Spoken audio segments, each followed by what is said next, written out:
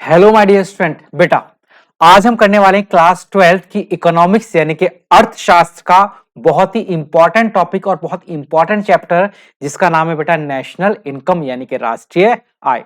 तो आपको बेटा मेरी ये क्लास लगभग 3 से 4 मिनट देखनी है बस। उसके बाद आपकी इच्छा करे देखना, ना करे मत देखना।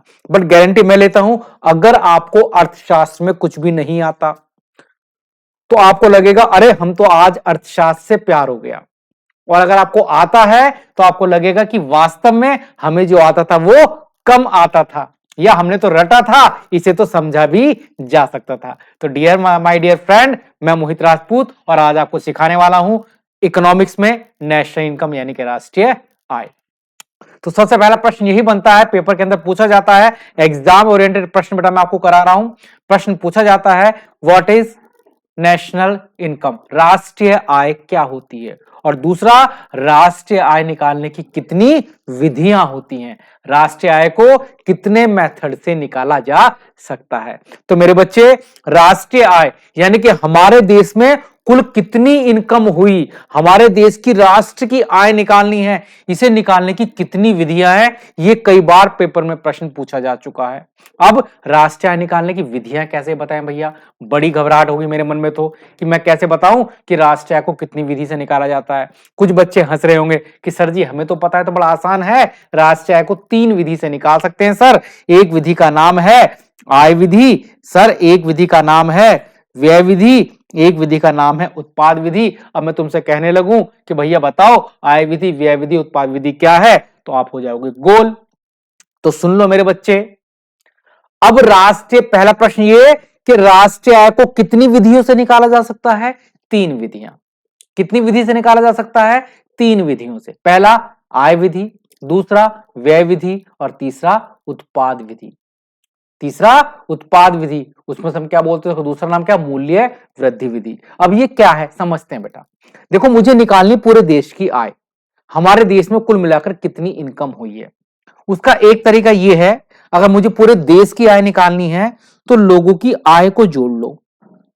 आय विधि क्या कहती है कि लोगों की आय को जोड़ लो, कितने रुपए की सैलरी आई है, कितने रुपए का मजदूरी लोगों ने कमाई है, कितना लोगों ने लाभ कमाया है, कितना लोगों ने ब्याज के पैसे कमाए हैं, कितना लोगों ने किराए का पैसा कमाया है, कितना लोगों ने और किसी चीज से पैसा कमाया।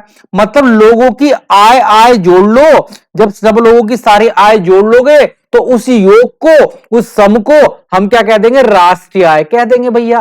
क्या कह देंगे, राष्ट्रीय आय कह देंगे। यानी कि लोगों की आय जोड़ो और उसी से क्या निकाल दो, राष्ट्रीय आय, नेशनल इनकम। एक तरीका तो यह है कि लोगों की आय जोड़ लो। एक दूसरा तरीका है कि आय मत जोड़ो, लोगों के भैया व्यय जोड़ लो। व्यय का मतलब खर्चे। सर क्यों भाई, खुद सोचो, मेरा जो पैसा खर्च होता है वही तो देश में किसी दूसरे व्यक्ति की इनकम होता है। होता क्या नहीं होता, मेरे ही खर्चे किसी दूसरे की आय होती हैं। गलत बोल रहा हूं कि सही बोल रहा हूं बेटा बताओ। मैंने जो खर्च किया होगा वही तो किसी ने कमाया होगा।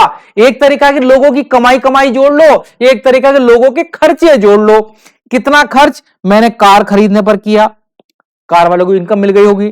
कितना खर्च मैंने घर खरीदने पर किया, कितना खर्च मैंने खाने पीने की चीजों पर किया, कितना खर्च मैंने अपनी शिक्षा पर किया, कितना खर्च बेटा मैंने अपने और चीजों पर किया। तो मेरे सारे खर्चे जोड़ लो, ऑटोमेटिकली सब लोगों के जो खर्चे होते हैं वही किसी ना किसी की आय होता है। तो खर्च जोड़कर भी क्या निकाला जा सकती है बेटा, राष्ट्रीय आय निकाली जा सकती है मेरे बच्चे। राष्ट्रीय आय निकालने का दूसरा तरीका है कि लोगों के खर्च को जोड़ लिया जाए, लोगों के एक्सपेंसेस को जोड़ लिया जाए। सर बहुत बढ़िया समझ में आया। सर और क्या तरीका हो सकता है राष्ट्रीय आय निकालने का, बेटा राष्ट्रीय आय निकालने का तरीका नंबर 3 हो सकता है उत्पाद विधि।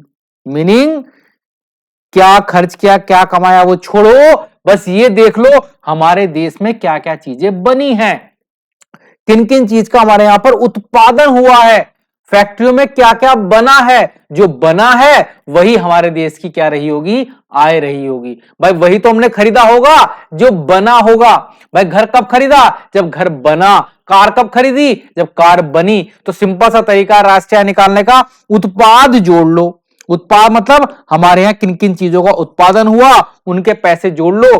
कितने रुपए के ट्रक बने, कितने रुपए के घर बने, कितने रुपए की बाकी चीजें बनी, कितने रुपए का आटा बना, कितने रुपए के चावल बने, सारे के सारे उत्पादन को जोड़ लो और इस उत्पादन को जब जोड़ोगे तो पूरे देश का उत्पादन जोड़कर क्या बन जाएगा, पूरे देश की आय बन जाएगी। तो राष्ट्रीय आय निकालने का तीसरा मेथड होता है उत्पाद विधि, और इसका दूसरा नाम क्या होता है बेटा, मूल्य वृद्धि विधि। इंग्लिश में हम इसे बोलते हैं वैल्यू एडेड मेथड। तो राष्ट्रीय आय को बताओ कितनी विधियों से निकाल सकते हैं, राष्ट्रीय आय को 3 विधियों से निकाल सकते हैं, आय विधि से, व्यय विधि से और उत्पाद विधि से।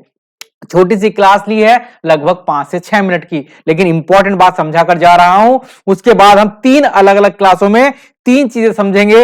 एक आय विधि समझेंगे, आय विधि से राष्ट्रीय आय कैसे निकालते हैं, एक व्यय विधि समझेंगे, उससे राष्ट्रीय आय कैसे निकालते हैं, तीसरा वैल्यू एडेड मेथड यानी कि उत्पाद विधि से राष्ट्रीय आय कैसे निकालते हैं।